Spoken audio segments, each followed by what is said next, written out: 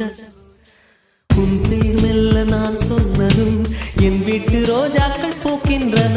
ஒரு நாள் உனை காணாவிடில் எங்கே உணர்ந்தென்று கேட்கின்றன. நீ